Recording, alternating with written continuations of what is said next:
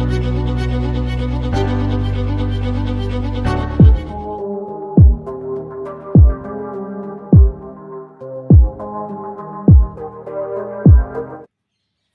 Guys, this is Shashank Agarwal. Welcome to our channel Being Doctor. आज हम लेकर आए काफ़ी इंटरेस्टिंग सा topic, that is Acharya Agnivesh. ठीक है, इससे पहले हमने आचार्य चरक के बारे में पढ़ लिया। अब हम आचार्य अग्निवेश क्या पढ़ेंगे। सर, आचार्य अग्निवेश थे कौन?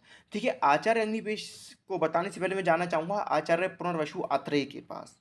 देखिए, जब आपने सृष्टि उत्पत्तिकरण पढ़ा होगा तो उसमें आपने सृष्टि उत्पत्तिकरण में आत्रेय पुनर्वसु का नाम या अग्निवेश का नाम ये सुना होगा। काफ़ी फेमस नाम है ये। तो देखिए, जो आत्रेय पुनर्वसु है, इनके 6 शिष्य थे। एक अग्निवेश थे, एक पराशर थे, एक जतुकर्ण थे, एक हारित थे, एक क्षारपाणी थे, एक भेल थे। ये सब हमारे पुनर्वसु आत्रेय के शिष्य थे। ठीक है, इसमें विशेष शिष्य कौन थे? अग्निवेश। देखिए, गुरु के सभी शिष्य होते हैं, उनके लिए सभी बराबर होते हैं। लेकिन कोई शिष्य कोई स्टूडेंट, कोई शिष्य ज़्यादा होशियार होता है, कोई कम होशियार होता है। तो उसी तरीके से आचार्य अग्निवेश जो थे, वो आत्रेय पुनर्वसु के एक विशेष छात्र थे। यानी आचार्य अग्निवेश उन 6 में सबसे आगे थे, सबसे होशियार थे। ठीक है, तो कुछ लोग बोलते हैं जो अग्निवेश थे वो आत्रेय पुनर्वसु के शिष्य थे। कुछ लोग बोलते हैं जो अग्निवेश थे वो अग्नि के पुत्र थे। तो आपको ध्यान रखना है कि भगवत पुराण में बताया गया जो अग्निवेश थे वो देवदत्त के पुत्र थे। किसके पुत्र थे?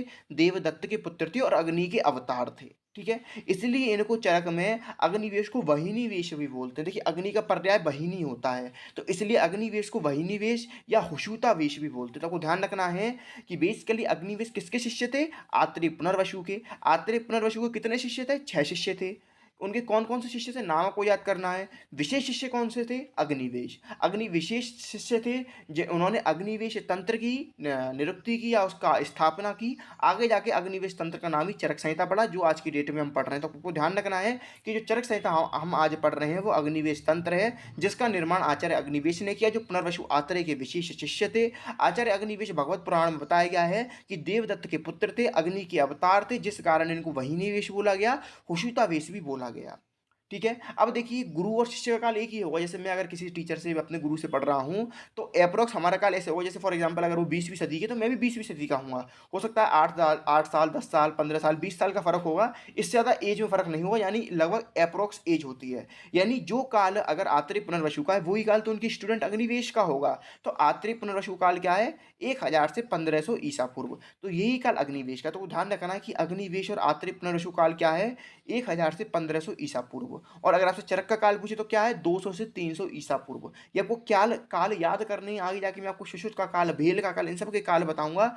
बस आपको वीडियो को लाइक करना है, कमेंट करना है और बताना है कैसी लग रही है वीडियो आपको। ठीक है, चलिए आगे मैंने आपको ये सब बता दिया कि इनका योगदान क्या है। विशेष शिष्य थे जिस कारण इन्होंने अग्निवेश तंत्र का निर्माण किया, जिसको आगे जाके चरक ने प्रति संस्कारित होकर के चरक संहिता का नाम पड़ा। तो देखिए, अग्निवेश के बारे में आपको इतना ही है। एक शॉर्ट नोट आएगा 3 नंबर का, 2 नंबर का, आप इतना लिख देंगे। आपको काल याद होना चाहिए, इनके पुत्र का, इनके पिता का नाम, इनके गुरु का नाम, इनके क्या कहते हैं, कहाँ बताया गया है, इनके पर्याय क्या है, वहिनीवेश, हुषुतावेश, ये याद करने हैं। इनका काल 1000 से 1500 ईसा पूर्व। श्रेष्ठ शिष्य थे। किसके शिष्य थे? आत्रेय पुनर्वसु के शिष्य थे। तब को ये बात ध्यान रखनी है। बाकी मिलते हैं अगली वीडियो में, तब तक के लिए टेक केयर, बाय बाय। मिलते हैं अगली वीडियो में।